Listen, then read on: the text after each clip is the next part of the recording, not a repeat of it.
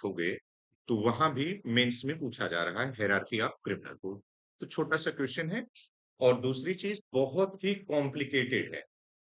अगर सोचो तो बहुत नॉर्मल, और अगर सीरियसली उसको देखोगे तो थोड़ा कॉम्प्लिकेटेड दिखेगा कि हायरार्की आप खुद समझ ही नहीं पाते हैं लोग। जैसे बहुत सारे लोग हैं 10-10 साल से प्रैक्टिस कर रहे हैं, उसी कोर्ट में है, खाली पूछ दिया जाए क्रिमिनल कोर्ट की हायरार्की है क्या, तो उन्हीं को बताने में एब्सोल्यूट बता नहीं पाएंगे कि क्या क्या हो रहा है, कैसे कैसे हो रहा है, बीच में कुछ गेम हो जाएगा। जा रहा है ऑनलाइन।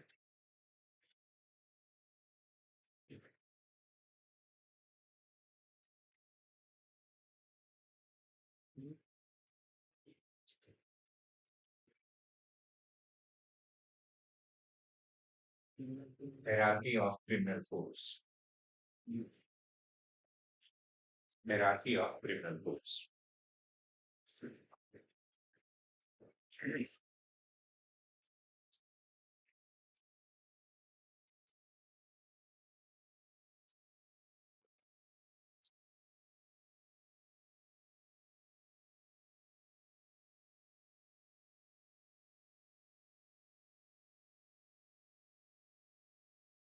इसमें ध्यान क्या रखना है?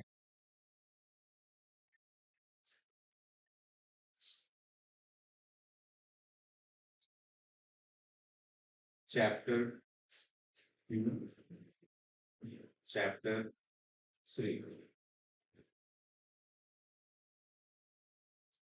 सीआरपीसी। चैप्टर 1 कल हम लोगों ने पढ़ा था, और उसमें चैप्टर 2 में सेक्शन 6 to 25A,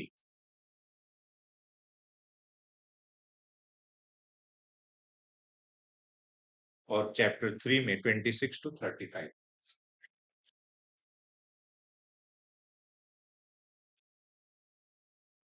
उसी तरीके से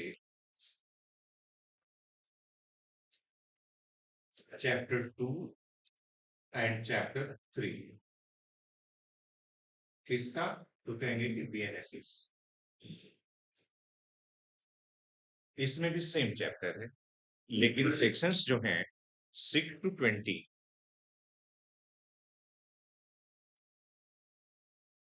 6 से 20 है, और इसमें सेक्शन 21 to 29।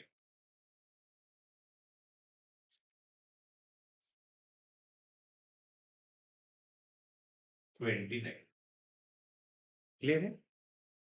तो चैप्टर 3 जो है ये किनके बारे में है, तो कहेंगे कि ये चैप्टर 3 पावर्स के बारे में, और ये चैप्टर 2 किसके बारे में, कॉन्स्टिट्यूशन के बारे में। यानी इनका गठन कैसे होगा, वो चैप्टर 2 दोनों में यही सेम है।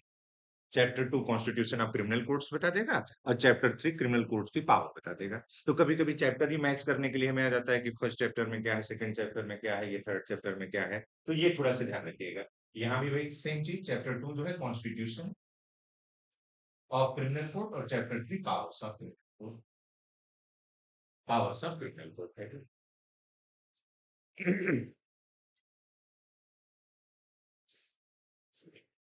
अब इसको जरा सा हम लोग जब पढ़ेंगे तो सबसे पहले सुप्रीम कोर्ट, सबसे पहले सुप्रीम कोर्ट, ठीक, सीआरपीसी नहीं बात कर रहा।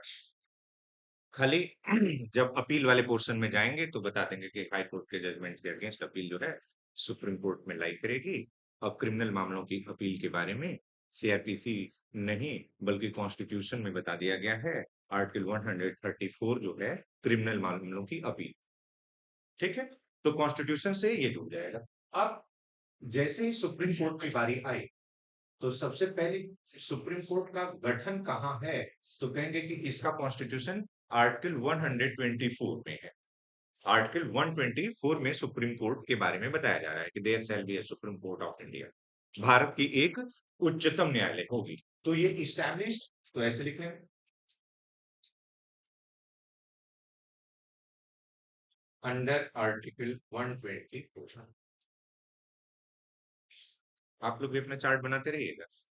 तो उच्चतम न्यायालय की स्थापना यानी हायरार्की, हमारी जुडिशरी कैसी है, जस्ट अभी कॉन्स्टिट्यूशन में हम लोग जुडिशरी पढ़े, तो जुडिशरी में क्या कहा था कि Indian judiciary is integrated judiciary. Integrated judiciary का मतलब क्या है, सर्किट बनेगा ऊपर से नीचे की तरफ, नीचे से ऊपर की तरफ, ठीक है। फेडरल जुडिशरी नहीं है अमेरिका की तरह कि सेंट्रल जुडिशरी अलग स्टेट जुडिशरी अलग, ऐसा नहीं है। हमारे यहाँ क्या है, इंटीग्रेटेड जुडिशरी है। Every dispute shall be filed in lowest hierarchy of the court.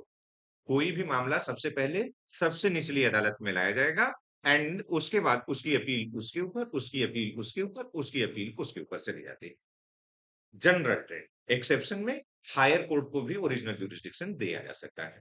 तो जनरल नियम क्या है, कोई भी मामला सबसे पहले सबसे निचली अदालत में आएगा, उसे सबऑर्डिनेट कोर्ट या डिस्ट्रिक्ट कोर्ट कह दे रहे हैं। उसकी अपील मैजिस्ट्रेट कोर्ट की अपील कोर्ट ऑफ सेशन में करा देंगे, कोर्ट ऑफ सेशन की अपील हाई कोर्ट में करा देंगे, और हाई कोर्ट के अगेंस्ट अपील सुप्रीम कोर्ट में करा देंगे। तो यहाँ क्या होगा, तो कहेंगे कि ये मैजिस्ट्रेट कोर्ट सबसे नीचे मैजिस्ट्रेट, उसके बाद तो कहेंगे कोर्ट ऑफ सेशन, इसके अगेंस्ट तो कहेंगे हाई कोर्ट, और इसके अगेंस्ट तो कहेंगे।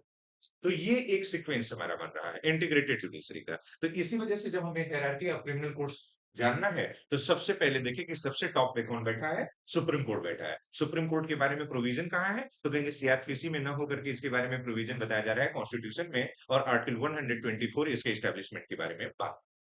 साथ ही साथ इनकी पावर क्या है,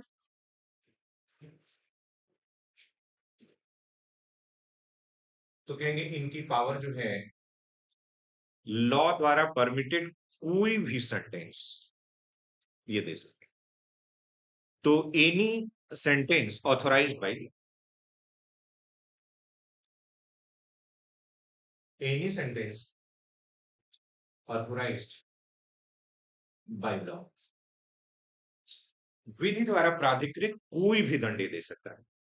इसका मतलब फाइन से लेकर के डेथ पेनाल्टी, फाइन से लेकर के डेथ पेनाल्टी तक कुछ भी दे सकते हैं। और अब बीएनएसएस में आने के बाद कम्युनिटी सर्विस भी जुड़ गया, कम्युनिटी सर्विस भी जुड़ गया है, ठीक है। तो कोई भी सजा, कोई भी सजा जो भी लॉ में परमिटेड होगी, वो सब सुप्रीम कोर्ट दे सकती है।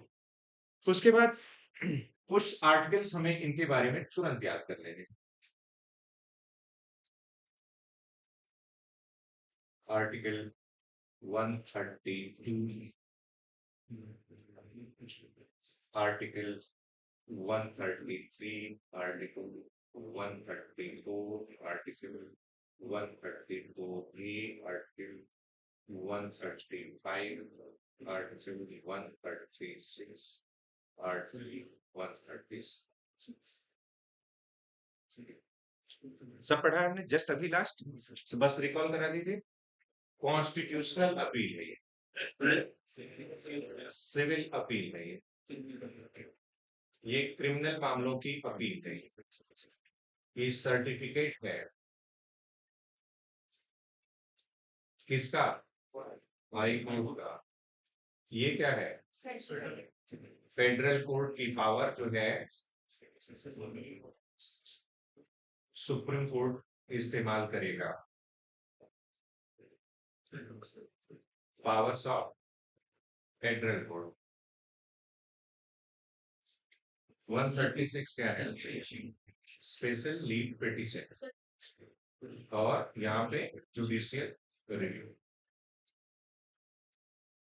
तो whenever there is any question regarding supreme court, और एक चीज और 131 भी लेंगे, ये क्या है, ओरिजिनल जुरिस्डिक्शन, ओरिजिनल जुरिस्डिक्शन। तो सुप्रीम कोर्ट के बारे में जब भी मामला आएगा, इतने उनके जुरिस्डिक्शन से रिलेटेड मामले आएंगे। 32 रिट है, रिट क्रिमिनल मामलों में जनरली नहीं होती, रिट सिविल मैटर है, सिविल का मामला रहता है, तो 32 हम लोग जिक्र नहीं कर रहे हैं। क्लियर है, जजमेंट इनके बाइंडिंग हो जाएंगे सबके ऊपर, तो 141 सबको पता है।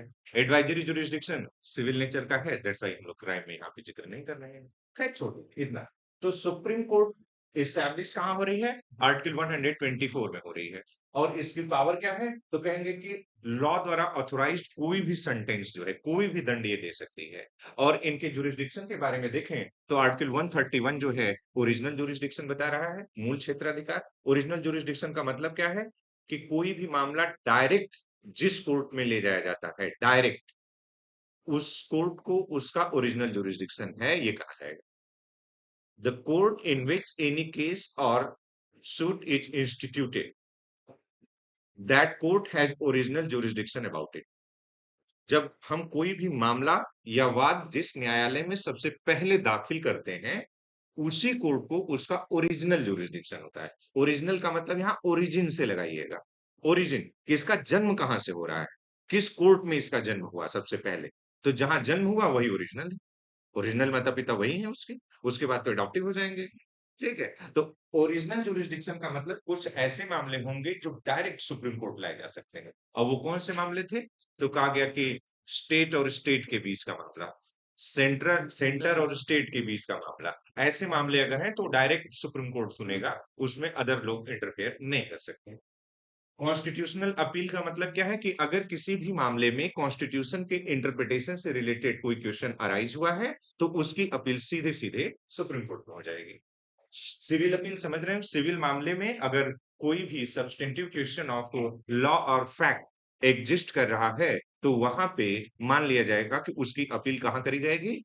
सुप्रीम कोर्ट में करी जाएगी। वही same, sorry, civil supreme court में की जाएगी 133, 134, यही सेम क्रिमिनल मामले में सब्सटेंटिव क्वेश्चन ऑफ लॉ और फैक्ट एग्जिस्ट कर रहा है। ये सब्सटेंटिव क्वेश्चन ऑफ लॉ और फैक्ट होता क्या है? तो कहेंगे कि ऐसा कोई भी क्वेश्चन जिसके इंटरप्रिटेशन के बदल जाने से जजमेंट बदल जाएगा। जैसे कोई क्वेश्चन आया, अब हाई कोर्ट उसकी सुनवाई कर रही है, एक जज कह रहा है कि ये होना चाहिए, दूसरा जज कह रहा है कि ये होना चाहिए, या अगर सिंगल जज ही सुनवाई कर रहा है तो एक पार्टी कह रही है कि इसका इंटरप्रिटेशन ये है, दूसरी पार्टी कह रही है कि इसका इंटरप्रिटेशन ये है, और जज साहब ऑल्दो उसमें से एक इंटरप्रिटेशन को मान ले रहे हैं, लेकिन वो इस चीज को कह दे रहे हैं कि यहाँ पे मैं इस स्थिति में इस इंटरप्रिटेशन को तो मान रहा हूं, लेकिन आई एम नॉट कन्फर्म। तो इसमें सुप्रीम कोर्ट जरा सा इंटरप्रिटेशन कर देगी, और अगर सुप्रीम कोर्ट इसका इंटरप्रिटेशन इसके अलग कर देगी तो जजमेंट दूसरा हो जाएगा। तो ये नहीं कह सकता डायरेक्ट हाई कोर्ट की पहले ही सुप्रीम कोर्ट अपना इंटरप्रिटेशन कर दे, उसके बाद हम निर्णय लेंगे। हाई कोर्ट के पास जब मामला आएगा तो हाई कोर्ट पहले अपना निर्णय देगी कि मेरे हिसाब से इसका इंटरप्रिटेशन ऐसा है और इस इंटरप्रिटेशन के अनुसार जजमेंट ये है। लेकिन यहाँ पे सब्सटेंशियल क्वेश्चन ऑफ लॉ और फैक्ट एग्जिस्ट कर रहा है, इसकी इंटरप्रिटेशन की जरूरत है जो सुप्रीम कोर्ट द्वारा की जानी चाहिए, और हम इसको यहाँ पे सर्टिफिकेट देते हैं। तो जब कभी भी ये सब अपीलें जानी हो तो सर्टिफिकेट यही दिया जाता है, हाई कोर्ट देता है कि यहाँ substantial question of law exist कर रहा है जिसकी इंटरप्रिटेशन की जरूरत है, सुप्रीम कोर्ट इसका इंटरप्रिटेशन करे। तो वो अपील लेकर के फिर हम लोग वहां जाते हैं, लेकिन उसके पहले हाई कोर्ट को वो अपना निर्णय देना पड़ता है कि मेरे हिसाब से लॉ ये है, इसके अनुसार निर्णय ये है। लेकिन ये जो क्वेश्चन है जिसमें मैंने ये जजमेंट दिया है, इसकी व्याख्या की जरूरत है। मेरे हिसाब से तो अर्थ ये है, लेकिन आप सुप्रीम कोर्ट है, आपके जजमेंट मानने के लिए सारी इंडिया बाउंड होगी, तो आप जरा इसकी व्याख्या कर दीजिए, उसके अकॉर्डिंग हमारा जजमेंट। अगर आपने हमारे इंटरप्रिटेशन के अकॉर्डिंग इंटरप्रिटेशन कर दिया तो मेरा जजमेंट डिट्टो हो जाएगा, और अगर आपने मेरे इंटरप्रिटेशन के अगेंस्ट इंटरप्रिटेशन कर दिया तो मेरा जजमेंट रिवर्स हो जाएगा। क्लियर? तो ये, तो उसी तरीके से फेडरल कोर्ट की पावर, तो आजादी से पहले सुप्रीम कोर्ट की जगह फेडरल कोर्ट हुआ करती थी, और फेडरल कोर्ट जो है ऐसे मामलों की, जिन मामलों की सुनवाई करती थी उन मामलों की सुनवाई करने का अधिकार आज की डेट में सुप्रीम कोर्ट को दे दिया गया। तो फेडरल कोर्ट की पावर किसके पास है? तो कहेंगे सुप्रीम कोर्ट के पास है।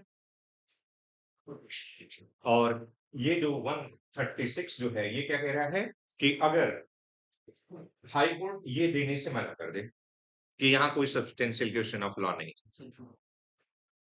तो ऐसे मामले में एसएलपी, स्पेशली आप सुप्रीम कोर्ट के पास जाइए और बताइए कि इस केस में ये सब्सटेंशियल क्वेश्चन ऑफ लॉ था, और यहाँ पे उनको हमें सुनवाई नहीं की गई, उसकी व्याख्या सही से नहीं की गई है, जिसकी वजह से जजमेंट मेरे अगेंस्ट चला गया है और आप अपने फेवर में एविडेंसेस अगर दे देते हैं, सुप्रीम कोर्ट अगर सेटिस्फाई हो जाता है, तो बिना इस सर्टिफिकेट के ही आपको स्पेशल लीव दे देगी कि आप वहाँ पे इस इनके निर्णय के अगेंस्ट एसएलपी फाइल कर लीजिए। तो 136 जो है एसएलपी और जुडिशियल रिव्यू 137 में है कि अगर सुप्रीम कोर्ट कोई भी निर्णय देता है, तो चूंकि सुप्रीम कोर्ट का निर्णय फाइनल होता है, उसके अगेंस्ट कहीं अपील नहीं होती है, लेकिन गुंजाइश ये रहती है कि सुप्रीम कोर्ट में भी इंसान बैठे हैं, तो उनसे भी कोई गलती हो जाए। तो इस वजह से उनको अपने खुद ही के निर्णय को जुडिशियल रिव्यू करने का राइट है। तो जैसे ही हायरार्की ऑफ क्रिमिनल कोर्ट में हम बताएंगे, सबसे पहले सुप्रीम कोर्ट का जिक्र करेंगे कि सबसे ऊपर सुप्रीम कोर्ट है, एस्टेब्लिशमेंट यहाँ है, पावर इनकी ये है और जुरिडिक्शन इनका है। इसके नीचे अगर चले हम,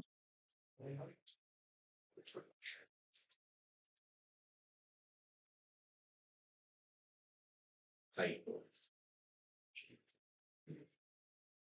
उच्च न्यायालय की बात, उच्च न्यायालय कहाँ स्टैब्लिश हुआ?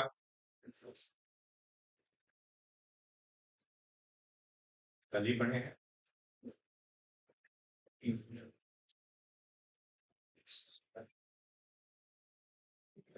आर्टिकल 214 के अंदर अंतर्गत इसे इसकी स्थापना की गई है। इनकी पावर अगर देखें,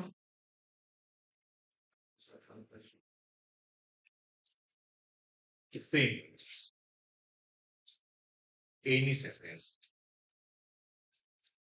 ऑथराइज्ड बाय लॉ, विधि द्वारा प्रमाणीकृत कोई भी दंड दे सकते हैं। और यहाँ ये बात है क्या, तो कहेंगे कि section 28, section 28 CrPC, section 28 CrPC और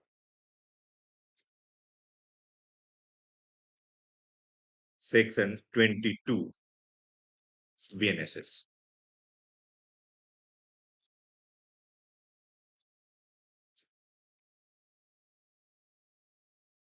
ठीक है, सेक्शन 28 सीआरपीसी और सेक्शन 22 बीएनएसएस, ये भी कोई भी दंड दे सकते हैं। ध्यान से लिख लीजिए एकदम से, ताकि इस बार एग्जाम में सेक्शन सेक्शन ही खेले जाने की पॉसिबिलिटी सबसे ज्यादा है, क्योंकि वो डेप्थ में जाने की संभावना कम रहेगी, क्योंकि इतने सारे सेक्शन इन्होंने बना दिए हैं, चेंज होते रहेंगे। याद रहे। अब एक चीज ध्यान रखिएगा, एक तो हमने देखा कि ये हमारा सीक्वेंस है, तो सुप्रीम कोर्ट के नीचे हाई कोर्ट है, हायरार्की में भी हम दिखा रहे हैं कि सुप्रीम कोर्ट के नीचे हाई कोर्ट है। तो क्वेश्चन ये पूछ लिया जाता है कि क्या हाई कोर्ट सुप्रीम कोर्ट की सबऑर्डिनेट कोर्ट है? तो कहेंगे ऑल्दो हाई कोर्ट हायरार्की में सुप्रीम कोर्ट से नीचे है, but high court is not subordinate court to supreme court. तो यहीं पे लिख लें, इट इज नॉट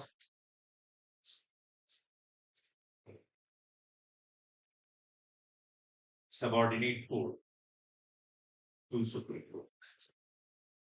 यह उच्चतम न्यायालय का अधीनस्थ न्यायालय नहीं, यह उच्चतम न्यायालय का अधीनस्थ नहीं है। अधीनस्थ होगा क्या, होगा अगर हाई कोर्ट, तो होता क्या है कि whenever any court is subordinate to any other court, then the court having higher status will have power of superintendence over it। जब कभी कोई न्यायालय किसी दूसरे न्यायालय का अधीनस्थ होगा, तो जो सुपीरियर वाला कोर्ट है, उसे अपने इंफीरियर यानी सबऑर्डिनेट कोर्ट के सुपरिंटेंडेंस की पावर होगी, और जबकि सुप्रीम कोर्ट को हाई कोर्ट के सुपरिंटेंडेंस की कोई पावर नहीं होती। दूसरी चीज, कुछ मामले ऐसे होंगे जिनमें हाई कोर्ट के जजमेंट के अगेंस्ट कहीं अपील वपील लाई नहीं करती है। अगर सिंगल जज हाई कोर्ट का दे दे निर्णय, तो क्या उसकी अपील सुप्रीम कोर्ट जाती है? कहेंगे नहीं, कोई अपील नहीं सुप्रीम कोर्ट जाएगी वहां पे। क्लियर है, यही दिखाइए आप उसको। तो ऐसे में इसीलिए कहा जाता है कि high court is not subordinate court of supreme court, उसकी सबऑर्डिनेट कोर्ट नहीं है, यही एकदम क्वेश्चन बार बार ऑब्जेक्टिव में पूछा जा रहा है और हम इस चार्ट से गड़बड़ हो जाते हैं कि इसकी सबॉर्डिनेट कोर्ट होगी। लोअर कोर्ट जो है, जो डिस्ट्रिक्ट कोर्ट है, ये सबॉर्डिनेट कोर्ट है हाई कोर्ट की। इसी वजह से हाई कोर्ट अपने जजेस में से कुछ लोगों को हर जिले का एजे बनाता है और वो एजे जाकर के सब सुपरिंटेंडेंट से सारा काम देखते हैं। सुप्रीम कोर्ट क्या कभी किसी को भेजता है क्या कि आ जाओ हाई कोर्ट चले जाओ, तुम ये जज देख लो, ये कर लो? कभी नहीं। सबॉर्डिनेशन है ही नहीं। तो हाई कोर्ट अपने आप, अब ये क्या इंडिकेट कर रहा है कि although Indian constitution has adopted the concept of judiciary from American Constitution. But unlike American Constitution, Indian judiciary is integrated judiciary, whereas American judiciary is federal judiciary. But in some extent, in the name where High Court is not subordinate to Supreme Court, it indicates federal character of judiciary. इसमें क्या शामिल है? ये federal character हो जा रहा है कि हाई कोर्ट ही अपने आप में क्या है? इंडिपेंडेंट है। सबॉर्डिनेशन सुप्रीम कोर्ट का है ही नहीं। तो यही तो फेडरल कोर्ट कह रहा था कि सेंट्रल मामले में फेडरल देखेगा और रेस्ट मामले में कौन देखेंगे? स्टेट देखेंगे, और स्टेट के कोर्ट के अगेंस्ट सेंट्रल में अपील हो ही नहीं सकती। तो ये फेडरल कोर्ट बन गई, दोनों अपने अपने मामले में इंडिपेंडेंट हो गए। तो इस वजह से कहा जा रहा है कि हमारी जो, अब देखिएगा क्वेश्चन क्या बनेगा, जुडिशरी का कॉन्सेप्ट कहां से लिया? कहें अमेरिका से लिया। कहें अमेरिका में क्या है? तो कहेंगे फेडरल फॉर्म ऑफ जुडिशरी है। इंडिया में क्या है? कहेंगे इंटीग्रेटेड फॉर्म ऑफ जुडिशरी है। तो अगला क्वेश्चन पूछेंगे कि क्या इंडियन जुडिशियल सिस्टम में कोई ऐसा प्रोविजन है जो फेडरल नेचर का दिख रहा? तो कहेंगे हाँ, हाई कोर्ट सुप्रीम कोर्ट की सबॉर्डिनेट नहीं है। ये चीज फेडरल करेक्ट होती है कि हाई कोर्ट अपने मामले में सुप्रीम, सुप्रीम कोर्ट अपने मामले में सुप्रीम, और दोनों अलग अलग हो गए। तो इस वजह से ये क्या हो जाएगा? फेडरल हो जाएगा। क्लियर है? तो ये देख लेना, हमें हाई कोर्ट आ गया, 214 में एस्टैब्लिशमेंट हो रहा है और ये सुप्रीम कोर्ट की सबऑर्डिनेट कोर्ट नहीं है। ये क्या क्या पावर है इसके पास? तो कहेंगे कोई भी सेंटेंस, कोई भी दंड ये दे सकती है जो लॉ द्वारा प्रिस्क्राइब हो। और लॉ कहाँ है? तो कहेंगे कि सीआरपीसी का सेक्शन 28 और बीएनएसएस जो है उसका सेक्शन 22 जो है वो ये बात को डिक्लेयर कर रहा है। क्लियर? अब हाई कोर्ट नीचे, आप लोग अपना चार्ट एक्सटेंड करते रहिए। हाई कोर्ट के नीचे क्या है?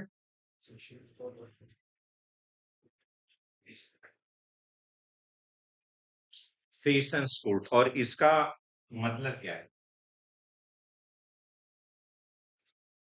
ये इसी को हम लोग कोर्ट ऑफ सेशन कह रहे हैं। कोर्ट ऑफ सेशन कह रहे हैं।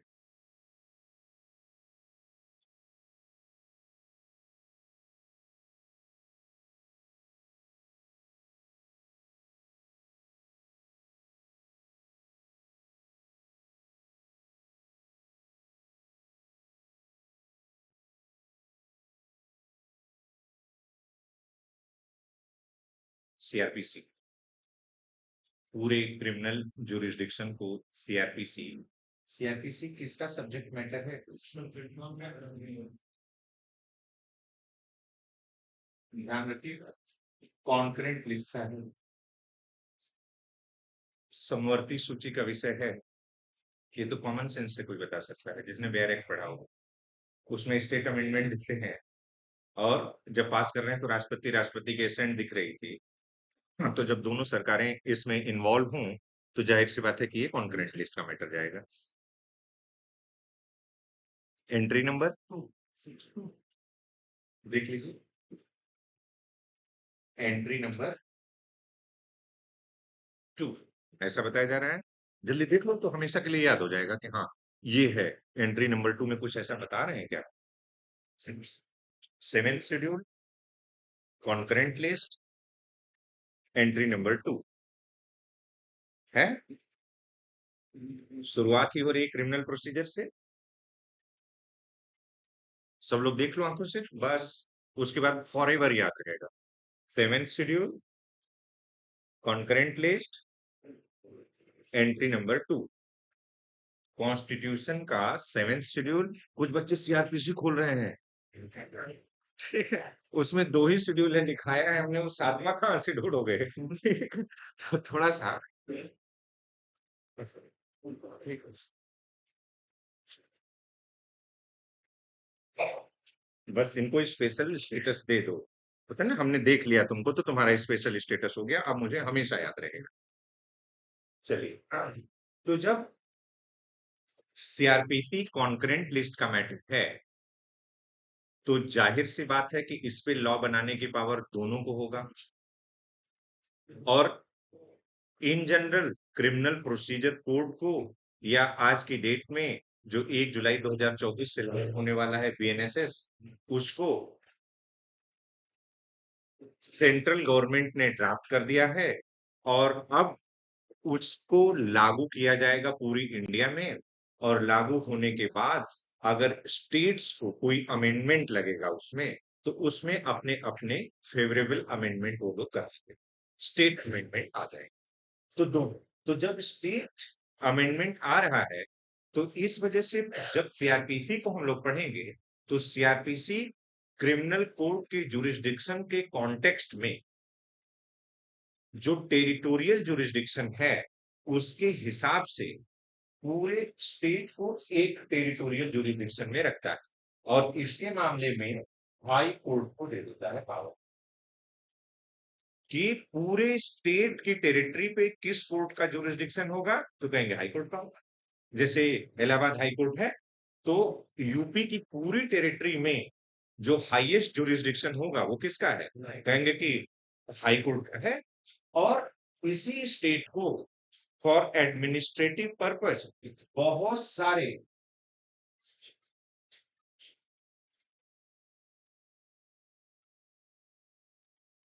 आपको बस याद करना,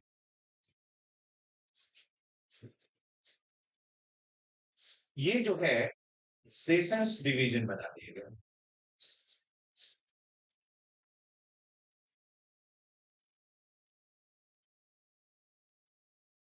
तो सबसे बड़ा टेरिटोरियल जुरिस्डिक्शन हाई कोर्ट का, और उस हाई कोर्ट के जुरिस्डिक्शन को लोअर लेवल पे लाने के लिए पूरे स्टेट को सेशंस में बांट दिया गया। ठीक है। और इन सेशंस को फिर आगे चल के एक को जैसे हम लोग निकाल रहे हैं, कई हो सकता है एक या एक से ज्यादा डिस्ट्रिक्ट कोर्ट में बांटा जा सकता है, डिस्ट्रिक्ट में बांटा जा सकता है, डिस्ट्रिक्ट कोर्ट नहीं, डिस्ट्रिक्ट में बांटा जा सकता है।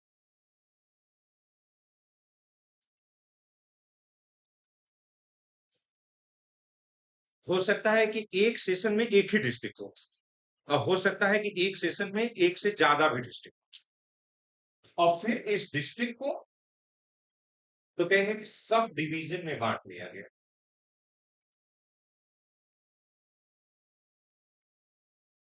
इसलिए सब डिविजनल मैजिस्ट्रेट का भी कैटेगरी दिखाया जाएगा।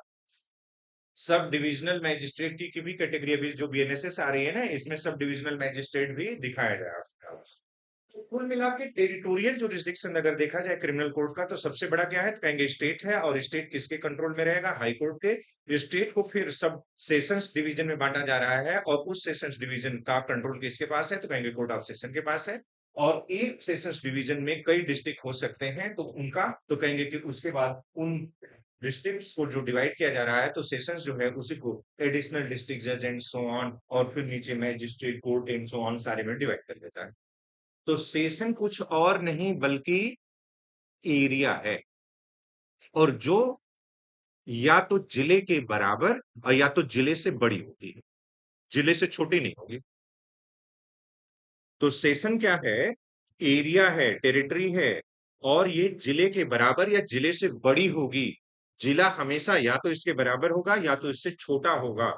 तो सेशन और कुछ नहीं, जैसे कहते हैं ना कोर्ट ऑफ सेशन जा रहे हैं, सत्र न्यायालय जा रहे हैं, तो सत्र न्यायालय क्या है कि बस वो एरिया डिसाइड कर रहा है।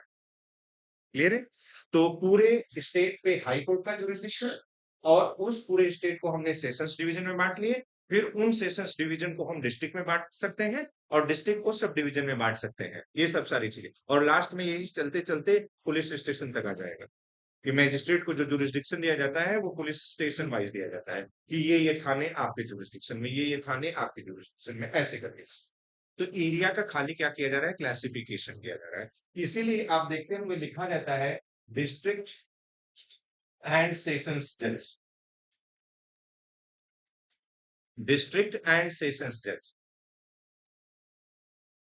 तो डिस्ट्रिक्ट जो है ये सिविल मैटर है, सेशंस जो है ये क्रिमिनल मैटर।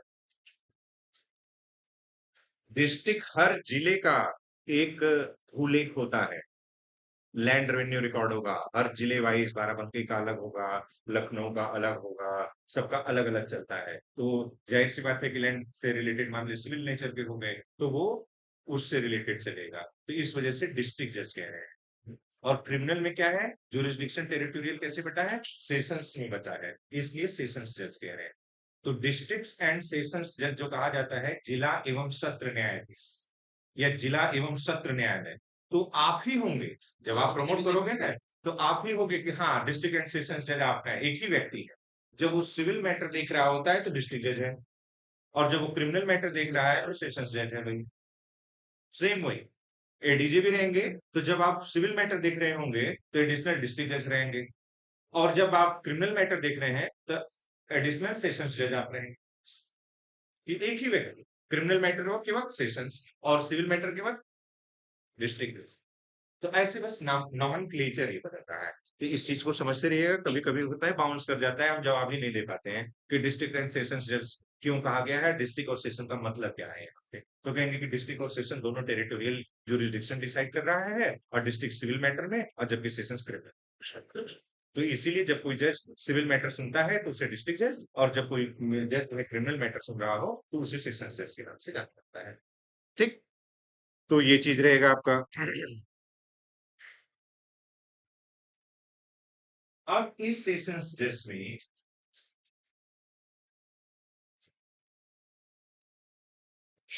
दो कॉलम बना लीजिए।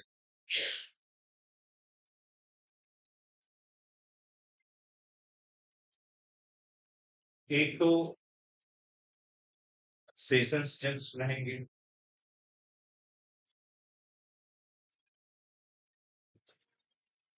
दूसरा एडिशनल सेशंस जज रहेंगे। सेशंस जज और एडिशनल सेशंस जज, यहां पे आपको ध्यान क्या रखना है कि ये जो सेशंस जज और एडिशनल सेशंस जज हैं, कहने के लिए दो ऑफिसर होंगे, लेकिन दोनों की पावर जो है सेम होगी। दोनों की पावर जो है सेम होगी, खाली सेशंस जज को कुछ एडमिनिस्ट्रेटिव पावर ज्यादा मिल जाती है, क्योंकि वो सीनियर थे, तो पूरे जिले का एडमिनिस्ट्रेशन, जुडिशियल एडमिनिस्ट्रेशन वो देख रहे हैं।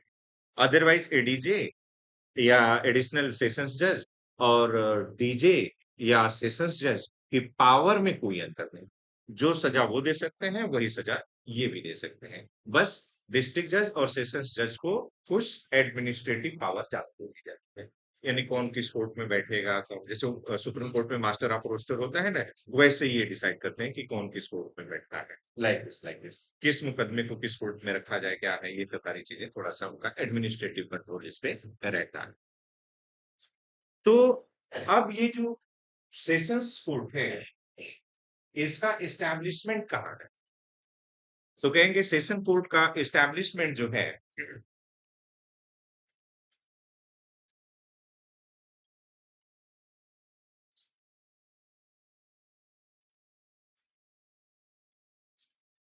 आर्टिकल 233 देखेंगे।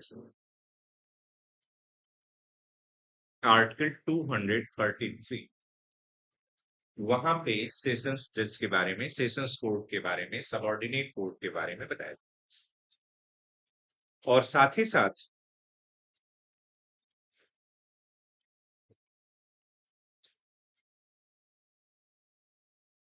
Sections 7, 9, 26, 28, 7, 9, 26, 28 CrPC.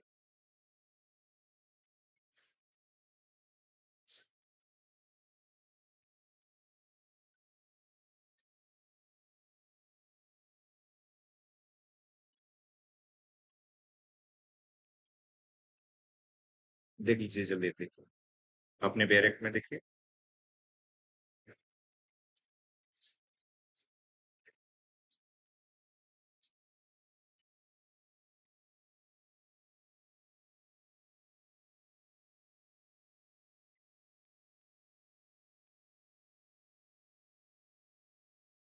और यहाँ पे 7 8 7 8 21 और 22 21 22 VNSS।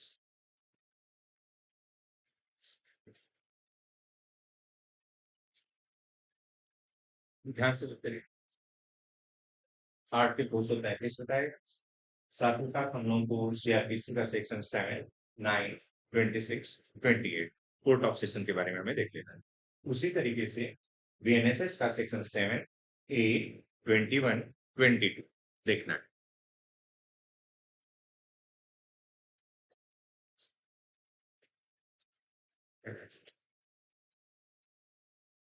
क्लियर रहेगा।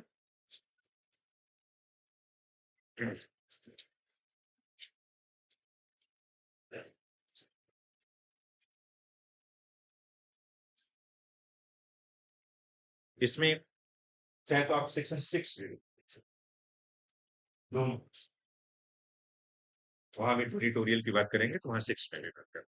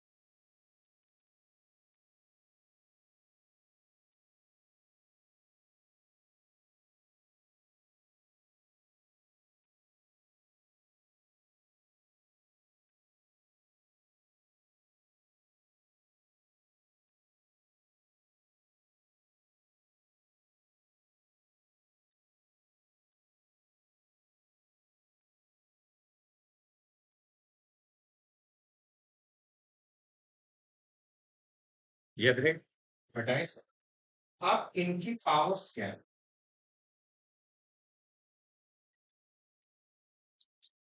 तो है कहाँ तो कहेंगे कि सेक्शन 28 सीआरपीसी के और सेक्शन 22 बीएनएसएस।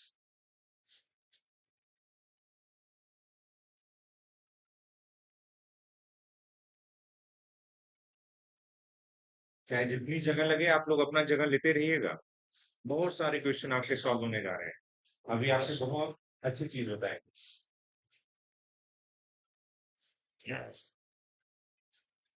अभी आपको बहुत अच्छी चीज बताएंगे।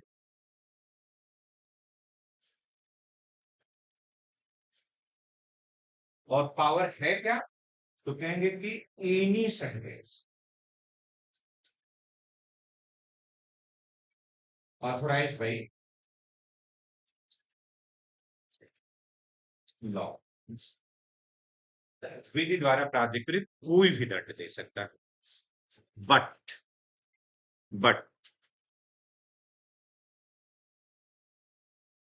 सेंटेंस ऑफ डेथ लिख लीजिए। But sentence of death passed by it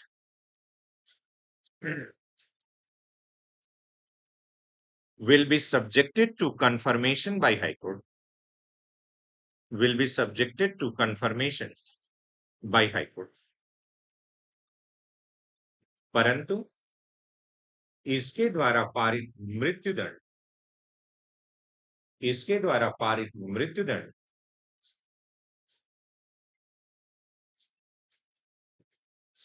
उच्च न्यायालय की पुष्टि के अधीन होगा। उच्च न्यायालय की पुष्टि के अधीन होगा। तो अब क्या मतलब समझ में आया? यहीं से देखिए दो चीज समझ में आ जानी चाहिए। सबसे पहली चीज, हाई कोर्ट सुप्रीम कोर्ट की सबॉर्डिनेट कोर्ट नहीं, क्योंकि हाई कोर्ट ने अगर डेथ सेंटेंस या कोई भी सेंटेंस दिया सुप्रीम कोर्ट के कंफर्मेशन की कोई जरूरत नहीं है, दे दिया तो बस दे दिया। ठीक। दूसरी चीज, court of session high court की सबॉर्डिनेट कोर्ट है, वो इस बात से भी पता चल रहा है कि high court, sorry, court of session अगर कोई डेथ सेंटेंस दे रहा है तो उसका कंफर्मेशन हाई कोर्ट द्वारा कराया जाएगा।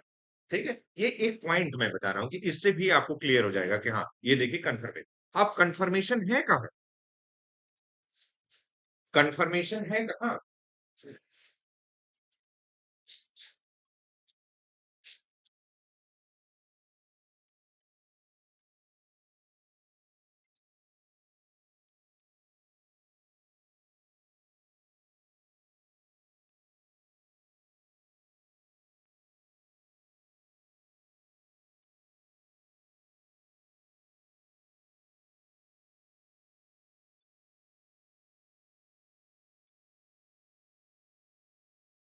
थ्री 366, 368, 371,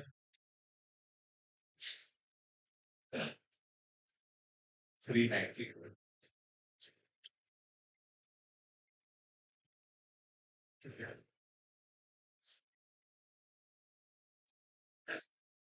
अब यहाँ पे देखिए, 366 सीआरपीसी तो 407 बीएनएसएस,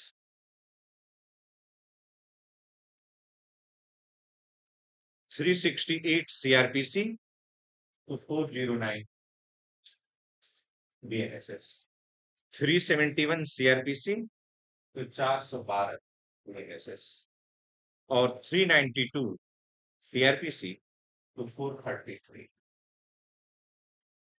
बीएनएसएस। पूछेगा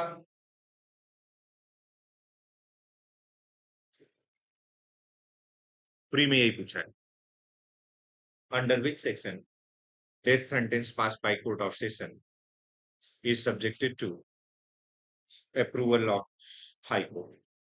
तो कहेंगे 366 में, 366 में अगर 366 नहीं होगा तो 368 मारेंगे, तो तब 368 बताएंगे कि हाँ यहाँ पे, क्योंकि फाइनल ऑर्डर यहीं पे आता है 368 में।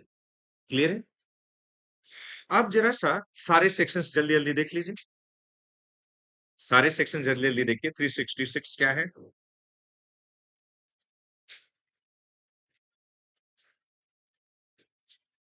बताते चल रहे हैं, जिनके पास नहीं है वो सुन ले खाली। 366 में ये कहा जा रहा है कि अगर कोर्ट ऑफ सेशन ने डेथ सेंटेंस पास किया तो वो उसे कंफर्मेशन के लिए हाई कोर्ट को भेज देगी। बस इतनी बात है 366 में। 368 में क्या है? हाई कोर्ट को जब वो भेजा गया तो हाई कोर्ट को ये पावर है कि वो उसे कंफर्म कर सके कि ठीक है, आपने सही फांसी दिया है। तो पावर ऑफ कंफर्मेशन कहां है? तो कहेंगे कि,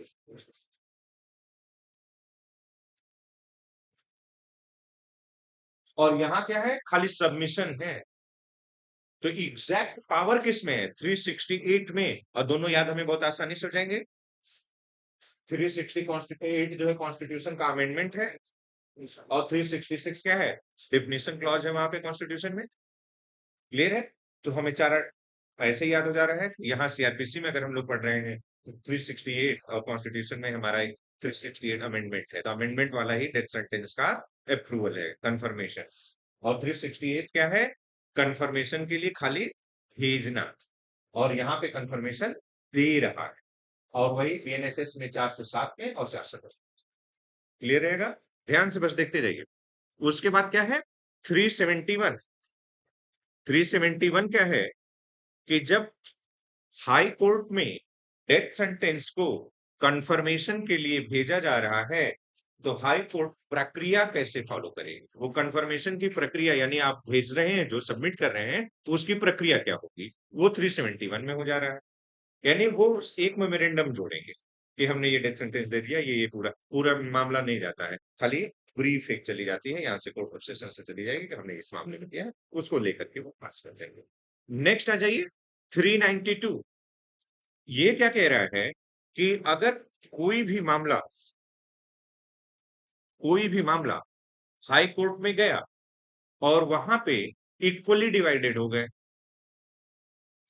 इक्वली डिवाइडेड हो गए, तो एक तीसरा जज बैठा दिया जाएगा, एक तीसरा जज बैठा दिया जाएगा। जनरली हाई कोर्ट में सिंगल जज सुनवाई नहीं करते, बहुत रेयरेस्ट मामलों में सिंगल जज को बैठाया जाता है।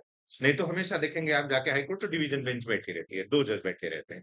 बहुत रेयरेस्ट मामलों में सिंगल जज बैठता है, और सिंगल जज अगर बैठा है तो यानी वो बहुत पिटी मामले होते हैं, छोटे मामले होते हैं, इसलिए उसकी अपील सुप्रीम कोर्ट नहीं दी जाती है कि आप उसकी अपील सुप्रीम कोर्ट लेकर के मत जाइए।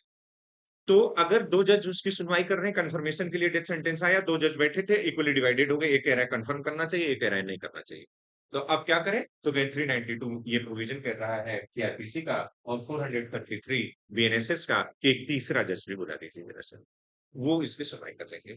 तो एक साथ हमें कई सेक्शंस पता हुआ, तो यही तरीका होता है कि हमें रट जाना चाहिए, कि हाँ, हमें रटा होना चाहिए कि जैसे ही आया डेथ सेंटेंस, कौन कोर्ट ऑफ सेशन, कहाँ, कहेंगे सेक्शन 28 सीआरपीसी, सेक्शन 22 बीएनएसएस, कहेंगे डेथ सेंटेंस के मामले में क्या ये फाइनल, कहें नहीं, दे तो सकते हैं लेकिन कंफर्मेशन कराना पड़ेगा, कहाँ से?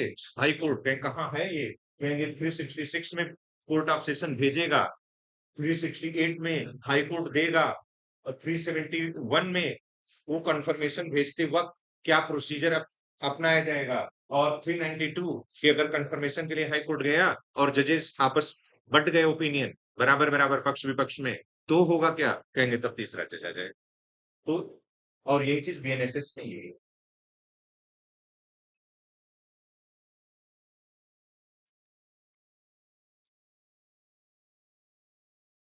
सब लोग लिख लिए ना?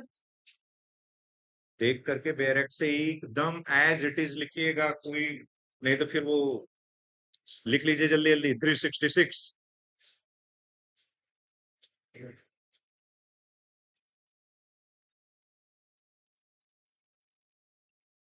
ये क्या है?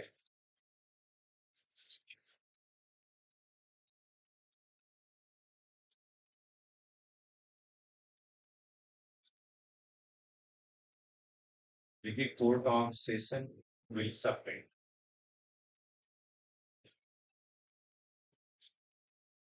Death sentence to high court for confirmation. सत्र न्यायालय मृत्युदंड को उच्च न्यायालय की पुष्टि हेतु भेजेगा। सत्र न्यायालय मृत्युदंड को उच्च न्यायालय की संपुष्टि हेतु भेजेगा। हाई कोर्ट में कन्फर्म डेथ सेंटेंस। उच्च न्यायालय मृत्युदंड की संपुष्टि कर सकता है। 371।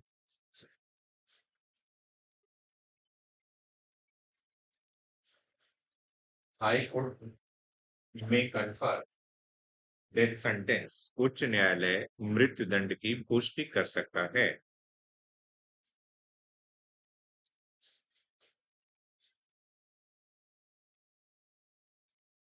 ये procedure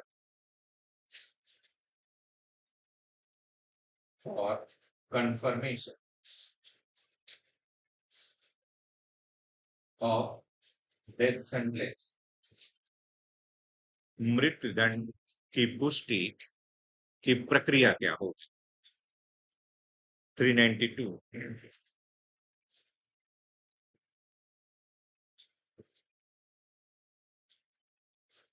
If judges of high court are equally divided,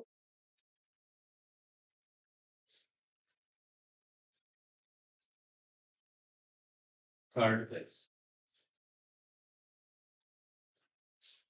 यदि किसी मामले में उच्च न्यायालय के न्यायाधीश पक्ष और विपक्ष में बराबर हो जाए, पक्ष और विपक्ष में बराबर, तो अन्य न्यायाधीश की नियुक्ति की जाएगी। ये अन्य को भी बुला लिया। तो बेटा पूरा एकदम शुरू से लेके लास्ट तक लोग यहीं तक अटके रहे। बस एक तो रट लिया, एमसीक्यू में यही मिल गया था, इसी को रट्टा मार रहे थे। और पता चल गया कि confirmation of death sentence mains में दे दिया 10 नंबर लिख के। तो वहां एक ही लाइनें याद आती है। यार, अब आप अगर इसको देखे हैं और यहाँ देखे हैं, तो 10 नंबर का है, 8 मिनट आप लिखेंगे, एक पेज इस पे लिख डालेंगे, और वो यही देखेगा कि इसने सेक्शन 28 का जिक्र किया कि नहीं किया है। और उसके बाद सीधे सीधे ये 366, 368, 371, 392 का जिक्र कर रहा है, 5 सेक्शन का जिक्र हमने कर दिया सीधा सीधा, और शुरू से लेके लास्ट तक प्रोसीजर बता दो। ठीक, नहीं तो खाली एक लाइन घूमता रहता है, बाहर निकल के एग्जाम हॉल के हम बाहर क्या कहते हैं, अरे यार एक लाइन का क्वेश्चन पूछ दिया 10 नंबर में, क्या लिखते हैं हम इसको, प्री का क्वेश्चन मेंस में पूछ दिया। यही होता है ना, प्री शॉर्ट वाला लॉन्ग में पूछ दिया। नहीं, शॉर्ट वाला भी लॉन्ग है और लॉन्ग वाला भी शॉर्ट में आ सकता है। आप में वो होना चाहिए, तिल का ताड़ बना सके और गागर में सागर भर सके। ये दोनों कैलिबर होना चाहिए कि तिल का ताड़ भी बनाना जाना चाहिए। अच्छा, छोटा सा चीज था, बड़ा बना के कैसे लिख रहे। चलिए। सर, 392 सब कंप्लीट कर सकते हो, क्या चीज? 392 वहां पे भी कंप्लीट करो उसमें कोई। देखो बेटा, जो हम चीज कह रहे हैं, देखिए 392 की वर्डिंग जब पढ़ोगे तो अपील कहा जाता है। और यहाँ पे कंफर्मेशन जब चीजें होंगी कि कंफर्म कराने के लिए भी हम हाई कोर्ट पहुंच रहे हैं, तो लोअर कोर्ट के, अब वो चाहे तो कंफर्म ना करे, और कंफर्म नहीं किया तो क्या कर दिया, खारिज हो गया। और चाहे तो वो कंफर्म कर दे, और कंफर्म कर देगा तो क्या होगा, वो इन्फोर्स हो जाएगा। तो अपील में भी तो यही किया जाता है कि अपील में भी चाहे तो उससे खारिज कर दे, बदल दे जजमेंट को, और चाहे तो उसका अप्रूवल कर दे। तो इसी वजह से जो अपील का प्रोविजन 392 में बताया जा रहा है, वही प्रोविजन कंफर्मेशन के मामले में भी लागू होगा। सेम वही प्रक्रिया जो है कंफर्मेशन के मामले में भी लागू होगी। कल हमने कहा था कि प्रोटेस्ट पिटीशन पढ़ के आइएगा, पढ़ा? किस सेक्शन में है?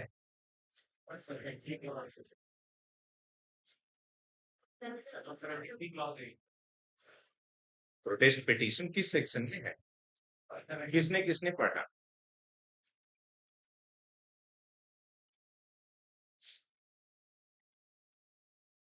क्या है, नहीं पढ़े बेटा? हाँ? और कौन नहीं पढ़ा? नहीं पढ़े वाले हाथ उठाएं सच्चाई के साथ। क्यों नहीं पढ़े? है तो नकल पढ़िएगा, बहुत मजेदार टॉपिक है। बहुत मजेदार टॉपिक है, हम आएंगे 173 जब पढ़ाएंगे, तो उसके साथ हम प्रोटेस्ट पिटीशन भी बताएंगे। बस हम आपको कहे थे कि थोड़ा सा पढ़ लीजिएगा, कहीं गूगल सुगल करिएगा, कुछ मिलेगा, फिर आपको समझ में आ जाएगा। यूट्यूब पे चले जाइएगा, देखिएगा, कुछ वीडियो मिलेगा, फिर हम लिखवाएंगे, फिर हम भी पढ़ाएंगे उसको। तो समझ में आएगा कि यार वाकई में थोड़ा सा टीचर को टाइम देने से ध्यान मिलता है। अदरवाइज जो स्कैटर्ड से नॉलेज हैं, जो यूट्यूब पे या गूगल पे मैटर पड़े हुए हैं, वो एक एक डायमेंशन शो कर रहा होता है, वो पूरा नहीं होता है। बट अगर हम लोग किसी चीज को यहाँ डिस्कस कर रहे होते हैं, तो आपके हिसाब से वो कंप्लीट रहता है। मैं ये नहीं कहता कि इसमें और नहीं है, और बहुत कुछ है, लेकिन आपको जानने की जरूरत। टीचरों के लिए छोड़ो कुछ, रिसर्चर्स के लिए छोड़ो कुछ, तुम्हें खाली अभी इस लेवल पे इतनी जानने की जरूरत है। क्लियर है? फिर पढ़िएगा प्रोटेस्ट पिटीशन। और दूसरा काम क्या कहते हो? एनजेसी भी पढ़ा? पढ़ लिया पूरा? चलिए एक क्वेश्चन पूछ ले रहे हैं। कितने जजेस की बेंच थी जो एनजेसी के लिए किए गए 99th अमेंडमेंट को ओवर कर दिया? डिसेंटिंग ओपिनियन किसका था? चेलामेश्वर, जस्टिस चेलामेश्वर था। Very good. बस इतना ही पढ़ना रहता है कि इतना ही हमें दूसरों से एक्स्ट्रा है, और कुछ नहीं जानना है। दूसरों से इतना ही एक्स्ट्रा मैंने लिखा, तो लास्ट में जब एग्जामिनर का ध्यान उस पॉइंट पे जाता है, तो वो आपको 0.5 एक्स्ट्रा दे देता है। यार इसने एक एक्स्ट्रा बात बताई थी, सब लोग ये बता रहे थे, इसने जरा सा अलग बताया। बस बहुत एक्स्ट्रा करने की जरूरत ही नहीं रहती है, जरा सा होता है ना कि तुम यहां तक हो, तो हम यहां नहीं रहेंगे, बस हम फिर यहाँ जा रही है, बस हम यही। और ये आएगा कैसे, जब हम यहाँ तक की सोचे रहेंगे कि जाना मुझे यहाँ, तो यहाँ तक आ जाए। जितना हम सोचे रहते हैं लाइफ में, शायद एकाध परसेंट बार उतना या उससे ज्यादा होता है, नहीं तो 99% जितना हम सोचे रहते हैं उससे कम होता है। रीजन, हम इमोशनल होते हैं, अपने को ज्यादा आंक लेते हैं और हमें रिजल्ट दूसरे के हिसाब से मिलना रहता है, अपने हिसाब से नहीं मिलता। हम अपने से बहुत संतुष्ट रहते हैं कि ऐसा ऐसा हुआ है, क्या फर्क पड़ता है। एग्जामिनर संतुष्ट हो तो जाने, तो वो कहीं न कहीं थोड़ा-सा हो। अब कभी-कभी होता है कि हम खुद को जज नहीं कर पाते और इतनी बेहतरीन कॉपी लिखे रहते हैं, आउट ऑफ एक्सपेक्टेशन जाके नंबर मिलता है, कि इसमें तो इतने की उम्मीद ही नहीं और इतना नंबर कैसे दे दिया गया? यानी आपने एग्जामिनर के माइंडसेट के अकॉर्डिंग लिख लिया। वो खुश हो गया पढ़ के। खैर चलिए, अब ज़रा-सा आ जाते हैं इसी में एक पॉइंट लिख लेंगे। According to section, according to section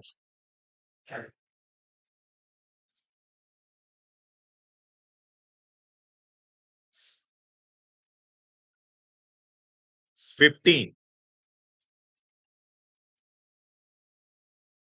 oblique 13, समझ गए मुझे? 15 सीआरपीसी का, 13 बीएनएसएस का।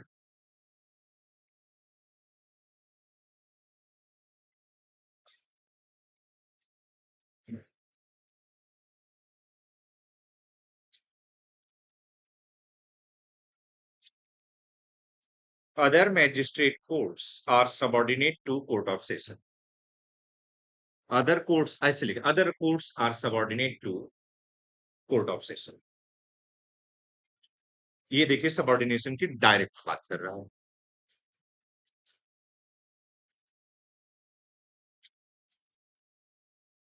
And session court is subordinate to high court. सब निकल के वहीं से आएगा। तथा सत्र न्यायालय उच्च न्यायालय का अधीनस्थ है। बताइए से।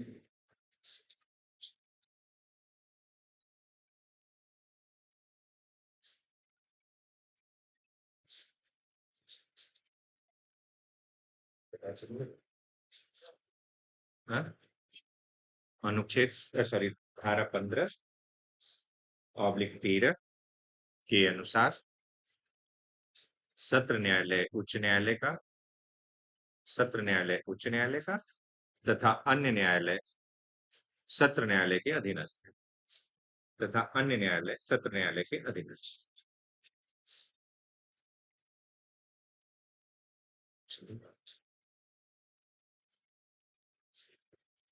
हम्म, लिखा है दोनों का, बस देखते चलिए। नेक्स्ट आ जाइए। अब एक चीज जो है,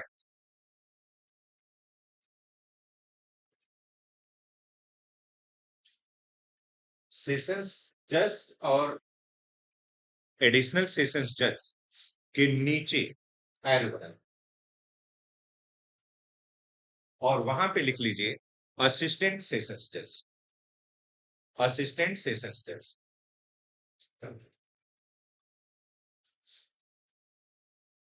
असिस्टेंट सेशंस जज,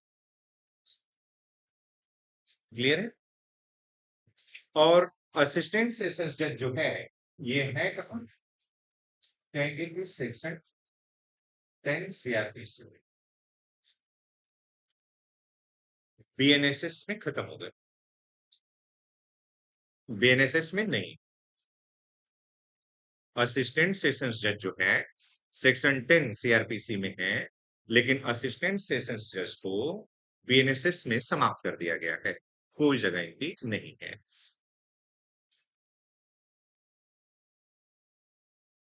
इनकी पावर क्या?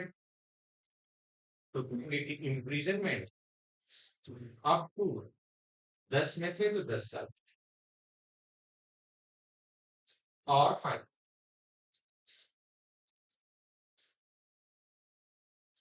और वो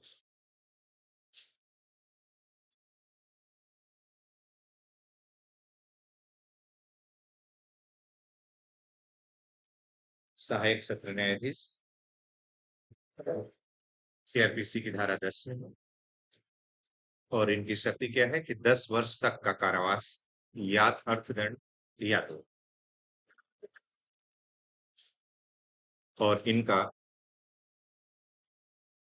जिक्र जो है कहीं नहीं किया जा रहा है बीएनएसएस में।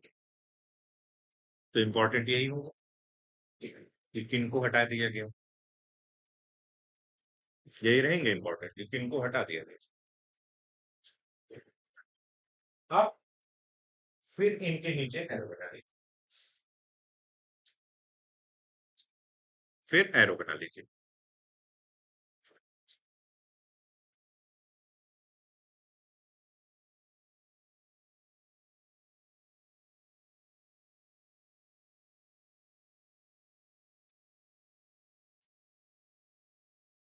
अब मैजिस्ट्रेट आ जाएगी, इनके नीचे मैजिस्ट्रेट, मैजिस्ट्रेट आएंगे तो कुछ पूछा जाएगा, कैसे मैजिस्ट्रेट हो?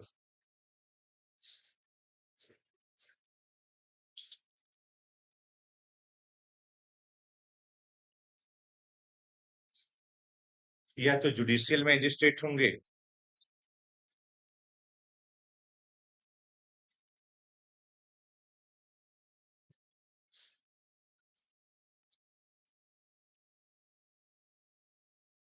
या तो एग्जीक्यूटिव मैजिस्ट्रेट होंगे।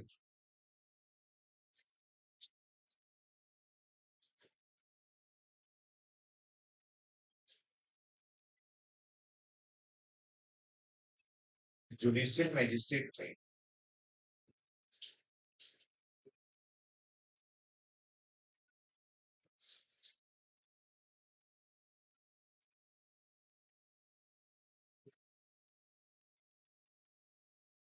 मेट्रोपॉलिटन एरिया जो है उन क्षेत्रों में, और जो नॉन मेट्रोपॉलिटन है उन क्षेत्रों में। तो मेट्रोपॉलिटन एरिया किसे कहेंगे? तो कहेंगे जिसकी पॉपुलेशन 1 मिलियन से कम। 1 मिलियन बोले तो 10 लाख, उनको घोषित कर देते हैं। हाँ, क्या चीज? 1 मिलियन से ज्यादा हो, अरे 1 मिलियन हो गई तो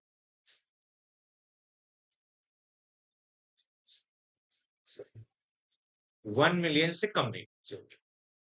अगर 1 मिलियन है तो उसको मान, जैसे कहा था ना 0 to 7 years, जो एग्जैक्ट 7 साल का है उसका क्या है?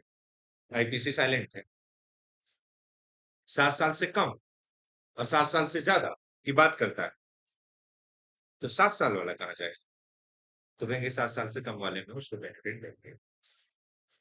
तो अगर 1 मिलियन की बात की जा रही है तो एग्जैक्ट 1 मिलियन वाला काम है उसको भी मानेंगे कि हाँ, फॉर स्टेट चाहे तो 1 मिलियन मिनिमम पॉपुलेशन जिसकी हो गई एग्जैक्ट, उसको भी मेट्रोपॉलिटन एरिया डिक्लेयर कर सकते हैं।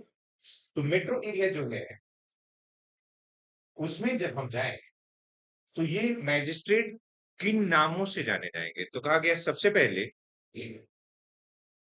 CMM, chief metropolitan magistrate, chief metropolitan magistrate. और एक चीज ध्यान रखना है कि सीएमएम के बारे में या मेट्रोपॉलिटन मैजिस्ट्रेट के बारे में सेक्शन 8, 16, 17, 18 और 19 पीआरपीसी में बस है। मेट्रोपॉलिटन मैजिस्ट्रेट बीएनएसएस में समाप्त कर दिया गया, ये नहीं, सारी धाराएं हट जाएंगी। क्लियर है? और ये चीफ मेट्रोपॉलिटन मैजिस्ट्रेट के सबऑर्डिनेशन में स्पेशल मेट्रोपॉलिटन मैजिस्ट्रेट और मेट्रोपॉलिटन मैजिस्ट्रेट रखा है।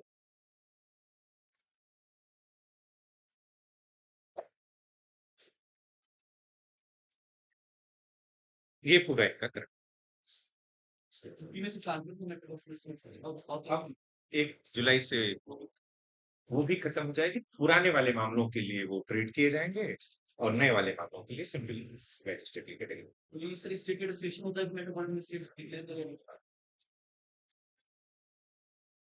तो जुडिशियल मैजिस्ट्रेट दो टाइप के, मेट्रोपॉलिटन मैजिस्ट्रेट और नॉन मेट्रो। मेट्रोपॉलिटन एरियाज में सीएमएम होगा, चीफ मेट्रोपॉलिटन मजिस्ट्रेट, और उसके सबऑर्डिनेट स्पेशल मेट्रोपॉलिटन मजिस्ट्रेट और मेट्रोपॉलिटन मजिस्ट्रेट, जितना स्टेट चाहे उतना बना लो। नॉन मेट्रो एरिया जो है यानी 10 लाख से कम वाली पॉपुलेशन पे, तो वहां पे सीजे है,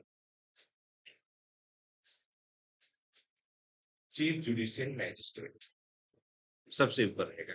तो मैजिस्ट्रेट हम लोग पढ़ रहे थे, तो मैजिस्ट्रेट में सबसे ऊपर कौन?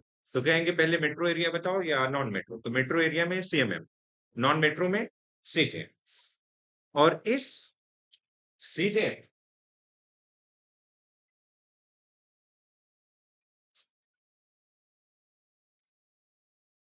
के बराबर ही एसीजे भी होता है।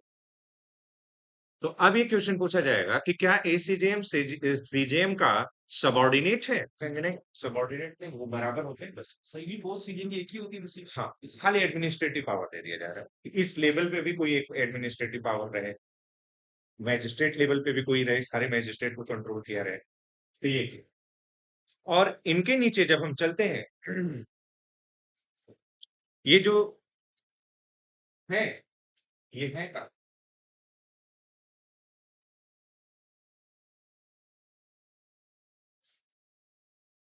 सेक्शन 12।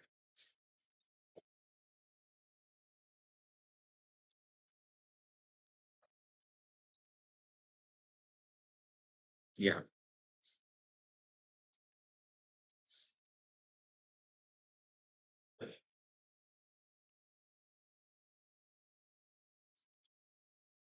इनके नीचे सब डिविजनल मैजिस्ट्रेट भी रखा है, सब डिविजनल मैजिस्ट्रेट भी रखा गया। नहीं, वो एसडीएम नहीं, ये जुडिशियल मैजिस्ट्रेट में भी सब डिविजनल मैजिस्ट्रेट रखे जाने का प्रोविजन किया गया है। और ये भी आप देखेंगे तो इससे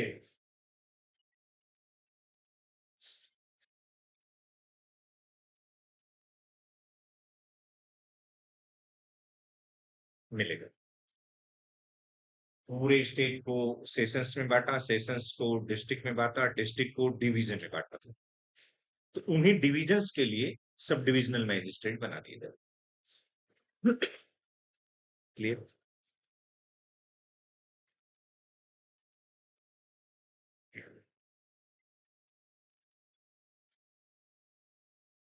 और इनके नीचे जो है तो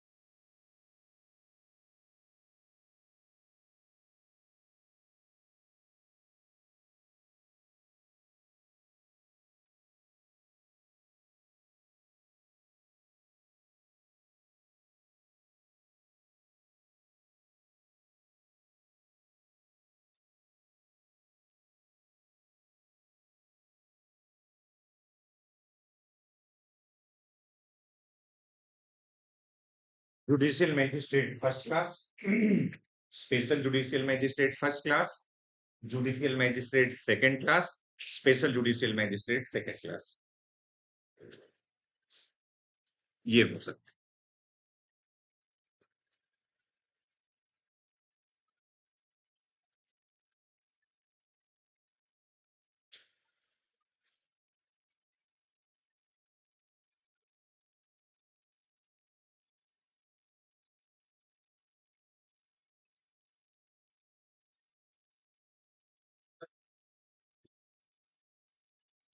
अलग।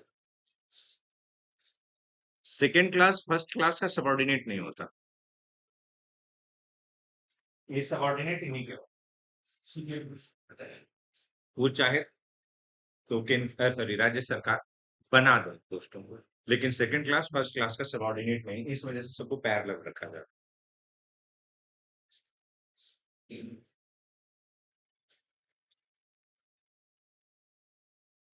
सभी जुडिशियल मजिस्ट्रेट सेकंड क्लास वही चाहे स्मॉल कॉस्ट होता है। नहीं, वो तो सब फर्स्ट क्लास। ये स्पेशल कोर्ट पे नहीं है। अब यहाँ पे देखिए, इन मैजिस्ट्रेट्स के बारे में अगर देखें, जुडिशियल मैजिस्ट्रेट फर्स्ट क्लास या judicial magistrate second class,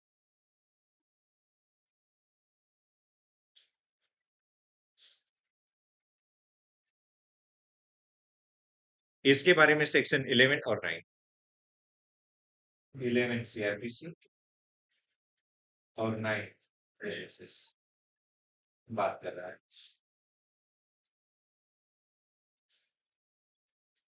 judicial magistrate first class and second class के बारे में सेक्शन 11 सीआरपीसी और सेक्शन 9 बीएनएसएस बात करेगा। और जो special judicial magistrate first class and second class है, उनके बारे में सेक्शंस अगर हम लोग देख रहे हैं तो 13 एंड 11।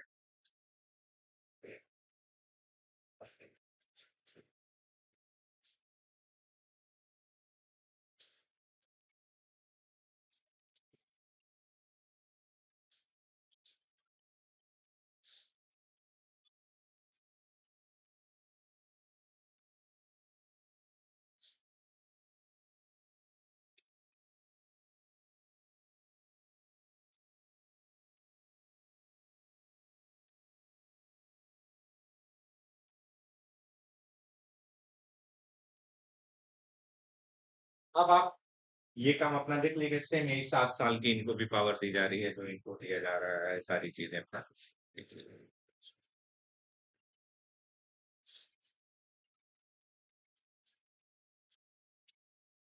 खाली अभी इतने तक रखते हैं।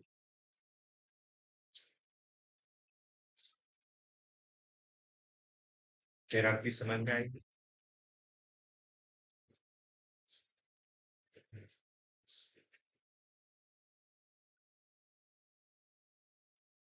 सबसे पहले सुप्रीम कोर्ट, उसके नीचे हाई कोर्ट।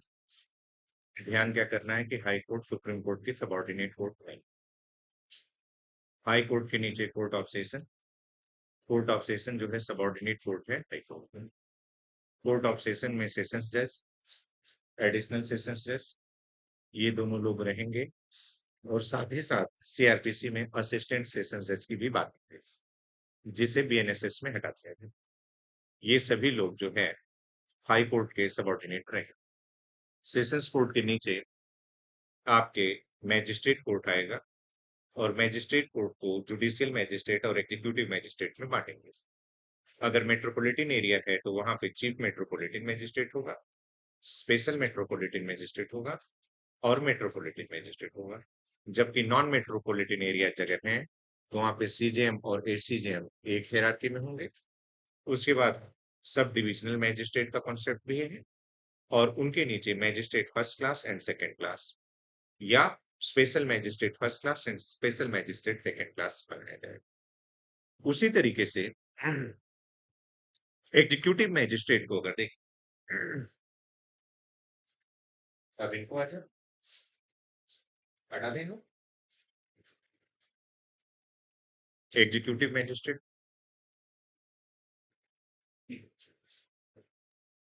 और एक चीज याद रखिएगा, मेंस में क्वेश्चन आया और सेक्शन याद नहीं आ रहा है, कोई फर्क नहीं पड़ेगा, सीधे लिखते जा रहे हैं supreme court, high court, court of session. Court of session में भी सेशन जज, एडिशनल सेशन जज और असिस्टेंट सेशन जज, उसके बाद मैजिस्ट्रेट कोर्ट बांट दिया, metropolitan area, non metropolitan area, ठीक है। और उसके बाद एग्जीक्यूटिव मैजिस्ट्रेट लिखते चले, कोई सेक्शन नहीं बता रहे, कोई सेक्शन नहीं बता रहे, ठीक है चलेगा, चलेगा, घबराइए नहीं। आधा नंबर आपका कटेगा बस। 10 नंबर का है तो मान लीजिए 9.5 नंबर पे आपको कॉपी चेक हो रही है, आधे नंबर से ज्यादा कोई नहीं पाएगा। तो सारा सिस्टम ही आपका खत्म हो जाता है, जो प्रॉब्लम अभी तक चल रही थी कि यार इतना याद कैसे हो। लेकिन ऑब्जेक्टिव में अगर पूछ दिया तो उसके लिए सेक्शन वाइज थोड़ा हमें याद रखना है। मेंस में कोई फर्क नहीं पड़ने का, मेंस में कोई फर्क नहीं पड़ने वाला है। एग्जीक्यूटिव मैजिस्ट्रेट जरा सा आ जाए,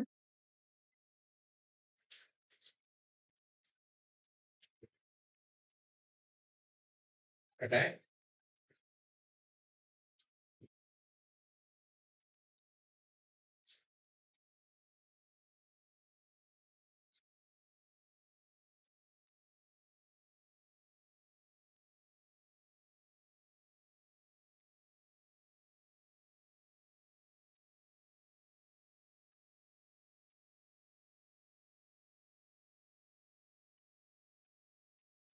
एग्जीक्यूटिव मैजिस्ट्रेट के कॉन्टेक्स्ट में 4 सेक्शन हैं जो बात करेंगे 20, 21, 22, 23।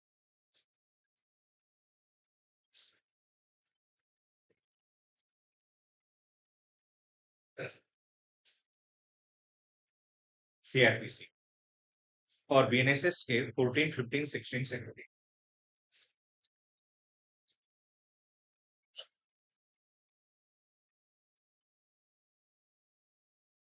ठीक है, ये सिंपली एग्जीक्यूटिव मैजिस्ट्रेट बताएंगे, ये स्पेशल एग्जीक्यूटिव मैजिस्ट्रेट बताएंगे। 22 में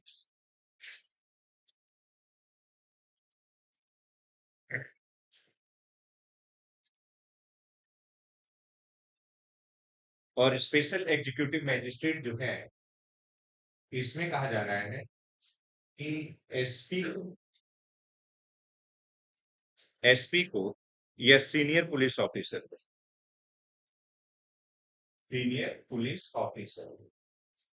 को स्पेशल एग्जीक्यूटिव मैजिस्ट्रेट बनाया जा सकता है।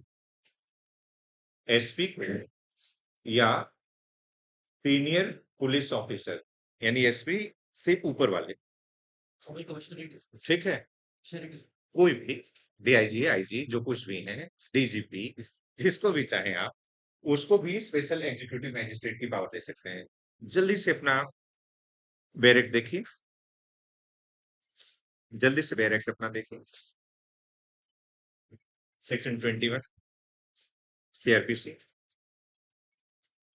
कुछ ऐसा बोल रहा है।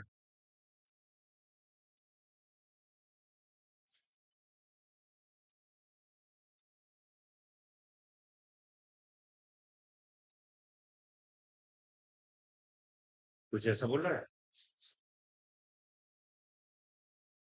क्लियर है। तो बेटा यही क्वेश्चन आ रहा है। जनरली हम पुलिस को मान ही नहीं रहे हैं। और यहाँ क्या है, पुलिस को भी एग्जीक्यूटिव मैजिस्ट्रेट की पावर दी जा सकती है, लेकिन किसको कहेंगे, एसपी या उससे सीनियर ऑफिसर हो पुलिस। क्लियर, तो ये एक अलग चीज रही, तो ये जान जाएंगे कि ये 22 और 16 जो है ये किस चीज के बारे में बात कर रहे हैं, तो कहेंगे कि ये local jurisdiction of executive magistrate के बारे में बात कर रहे हैं। Local jurisdiction of executive magistrate,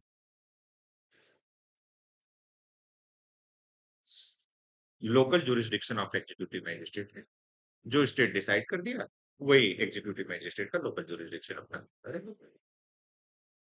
खाली एमसीक्यू आएगा, खाली एमसीक्यू आएगा, घबराइएगा नहीं। मेंस आएगा तो सीधा सीधा हमें लिखते जाना है, कुछ नहीं बताना। बताना क्या है, अभी एक चार्ट दे देंगे। ये मेंस में भी घबराएंगे नहीं, ये वाला चार्ट बना करके सेक्शन वेक्शन गायब कर देंगे और उसके बाद सीधा सीधा हम पावर्स पे आ जाएंगे कि हायरार्की ऑफ क्रिमिनल कोर्ट क्या है और उसकी पावर्स क्या है। क्या चीज, सेक्शन 21 सेक्शन 20 बात नहीं कर कैसे, इस सेक्शन 21 में स्पेशल पुलिस ऑफिसर के बारे में बात नहीं कर सेक्शन 16 बीएनएसएस को लिखो, सेक्शन 16 सॉरी 15 बीएनएसएस।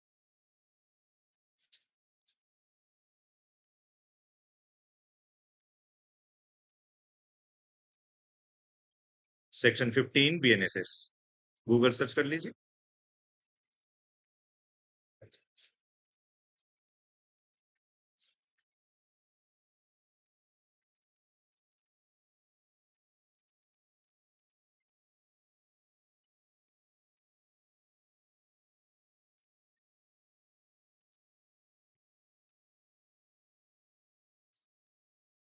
सेक्शन 15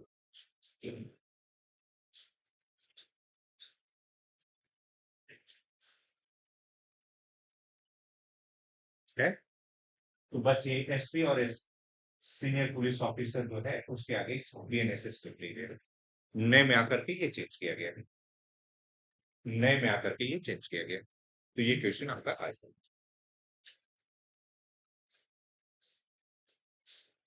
नए में क्वेश्चन आएगा। Clear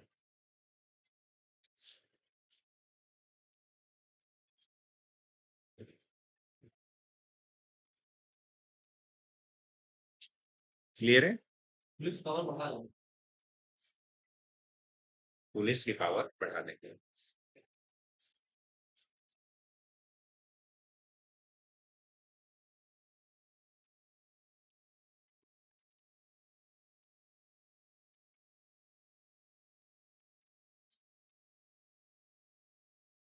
subordination of executive magistrate. Subordination of executive magistrate.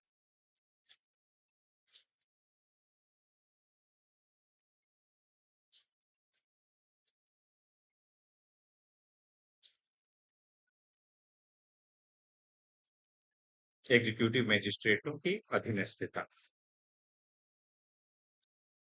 बस नीचे ऐसे रख दीजिए।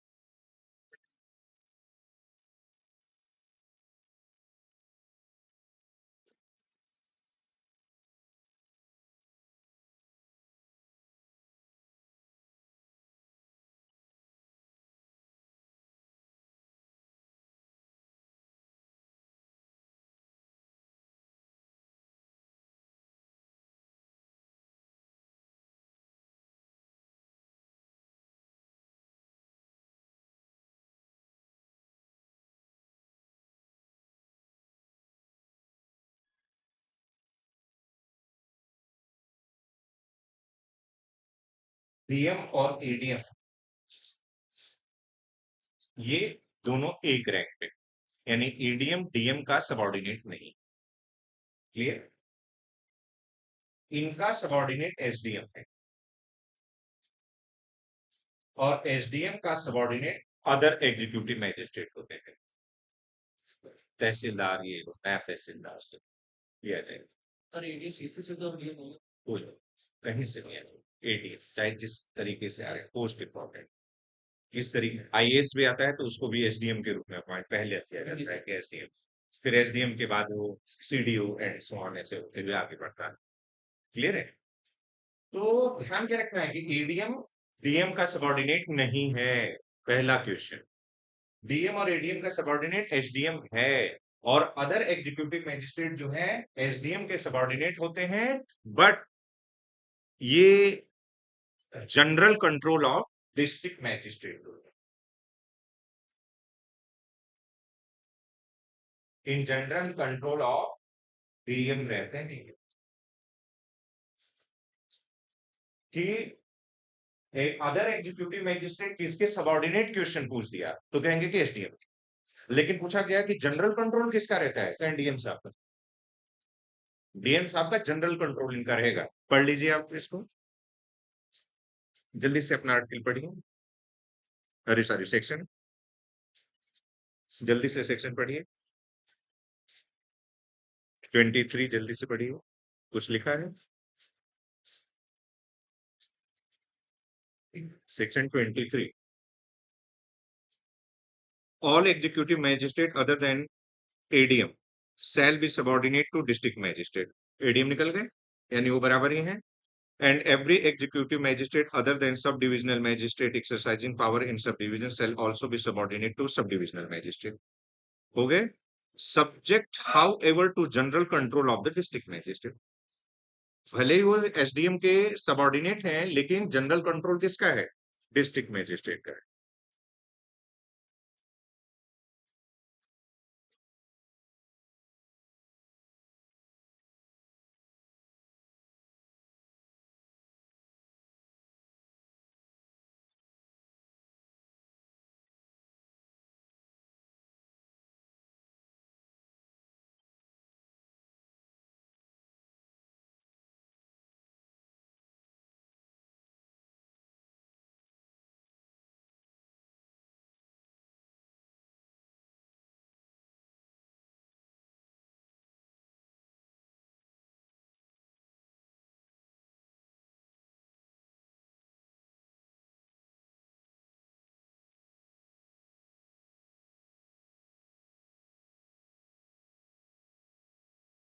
नोट करके लिख लीजिए जरा सा।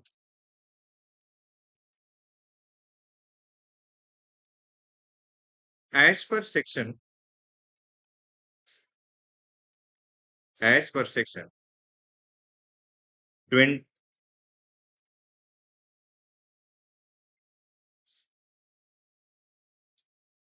20 ऑब्लिक 14 समझ गए होंगे, 20 सीआरपीसी का और 14 जो है बीएनएसएस का। Commissioner of police may be given the power of executive magistrate. Police commissioner को भी कार्यपालक मैजिस्ट्रेट की शक्तियां दी जा सकती हैं। कार्यपालक मैजिस्ट्रेट की शक्तियां दी जा सकती हैं। Police commissioner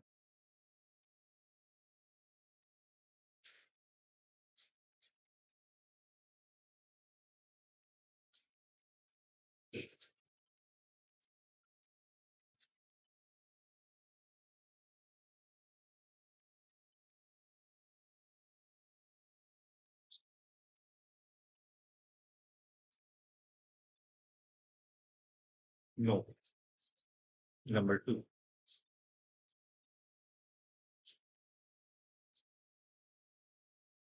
judicial magistrates are under the control of high court. न्यायिक मैजिस्ट्रेट उच्च न्यायालय के नियंत्रण में होते हैं।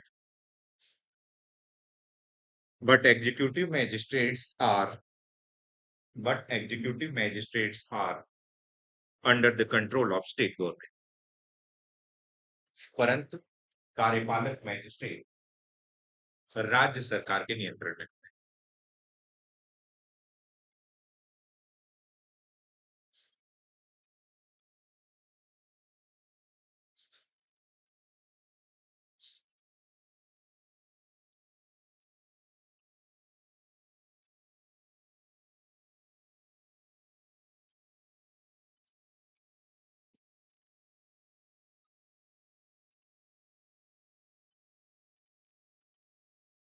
पूरी जर्नी एक बार रिकैप ले लीजिए। सेक्शन मत पढ़िए ना, खाली दिमाग में सुप्रीम कोर्ट फिर रिकॉल कर लेंगे कि क्या क्या है उसके नीचे हाई कोर्ट। बट ध्यान रखना है कि सबऑर्डिनेट है। उसके नीचे court of session. Court of session में 3 टाइप के जजेस पाए जाएंगे। सेशंस जज होंगे, एडिशनल सेशंस जज होंगे और असिस्टेंट सेशन जज होंगे। असिस्टेंट सेशन जज से ही क्वेश्चन आएगा, क्योंकि सेशंस जज और एडिशनल सेशन जज सेम हायरार्की पे है, कोई भी सजा दे सकते हैं मृत्युदंड सहित। और अगर उन्होंने मृत्युदंड की सजा दी तो फाइनल नहीं, subjected to confirmation of high court रहेगा। और कंफर्मेशन ऑफ हाई कोर्ट के लिए जो सबमिट किया जाएगा केस सेक्शन 366, कंफर्मेशन दिया जाएगा सेक्शन 360 ए। प्रोसीजर क्या फॉलो किया जाएगा 371। और अगर दोनों में जजेस का पक्ष विपक्ष में बराबर हो गए तो फिर थर्ड जज लाया जाएगा 390। क्लियर। उसके बाद सेशंस जज की जब सॉरी असिस्टेंट सेशन जज की जब बात की जाएगी तो तुरंत ध्यान आएगा कि ये सेक्शन 10 सीआरपीसी बात कर रहा है और बीएनएसएस में है ये, इसका मतलब इसे हटा दिया है। और ये असिस्टेंट सेशन जज कितनी पनिशमेंट दे सकते थे तो कहेंगे कि 10 साल या फाइन या। उसके बाद सेशंस कोर्ट के नीचे मैजिस्ट्रेट कोर्ट आएगी और मैजिस्ट्रेट कोर्ट या तो जुडिशियल मैजिस्ट्रेट होंगे या तो एग्जीक्यूटिव मैजिस्ट्रेट होंगे। और जुडिशियल मैजिस्ट्रेट जो है वो मेट्रोपॉलिटन एरिया में अलग और नॉन मेट्रोपॉलिटन एरिया में अलग। मेट्रोपॉलिटन एरिया में वो ऐसा एरिया जहां की जनसंख्या 10 लाख या उससे अधिक है तो उसे राज्य सरकार मेट्रोपॉलिटन एरिया डिक्लेयर कर सकती है। जरूरी नहीं कि कर। यूपी में लगभग सारे जिलों की जनसंख्या 10 लाख से ज्यादा, ठीक है, लेकिन नहीं हो रही है, एक को करके देखा। अब मेट्रोपॉलिटन एरिया अगर डिक्लेयर हो गया तो वहां पे सबसे ऊपर मैजिस्ट्रेट में होगा कौन तो कहेंगे कि चीफ मेट्रोपॉलिटन मैजिस्ट्रेट। और उनके सबऑर्डिनेशन में special metropolitan magistrate and other metropolitan magistrate रखे जाएंगे। इन लोगों की सेम वही पावर होगी जो सीजेएम और एसीजेएम के पास दी जाती है। क्लियर है? उसके बाद नॉन मेट्रोपॉलिटन एरिया में चलेंगे तो चीफ जुडिशियल मैजिस्ट्रेट होंगे और उन्हीं के समकक्ष एडिशनल चीफ जुडिशियल मैजिस्ट्रेट रहेंगे। और उनके नीचे जब आएंगे तो हम देखेंगे कि magistrate first class and second class, special judicial magistrate first class and second class, ये लोग पाए जाएंगे। क्लियर? उसके बाद एग्जीक्यूटिव मैजिस्ट्रेट की कैटेगरी में जब हम लोग चढ़ेंगे तो एग्जीक्यूटिव मैजिस्ट्रेट में सबसे ऊपर कौन है तो कहेंगे डीएम साहब है, और उनके समकक्ष कौन है एडीएम साहब है। इनका सबऑर्डिनेट कौन है एसडीएम है, और एसडीएम का सबऑर्डिनेट कौन है कहेंगे अदर एग्जीक्यूटिव मैजिस्ट्रेट है। लेकिन अदर एग्जीक्यूटिव मैजिस्ट्रेट एसडीएम के सबऑर्डिनेट होने के बाद भी डिस्ट्रिक्ट मैजिस्ट्रेट के जनरल कंट्रोल में रहते हैं। और ध्यान क्या रखने वाली है कि कमिश्नर ऑफ पुलिस को भी हम एग्जीक्यूटिव मैजिस्ट्रेट के रूप में अपॉइंट कर सकते हैं। और साथ ही साथ बीएनएसएस ने एसपी या इनसे सीनियर ऑफिसर को एग्जीक्यूटिव मैजिस्ट्रेट के रूप में स्पेशल एग्जीक्यूटिव मैजिस्ट्रेट के रूप में अपॉइंट करने की परमिशन दी, और जो कि सीआरपीसी में नहीं। सीआरपीसी में सिर्फ इतना कहा जा रहा था कि कमिश्नर जो पुलिस है उनको भी एग्जीक्यूटिव मैजिस्ट्रेट की पावर दी जा सकती। क्लियर?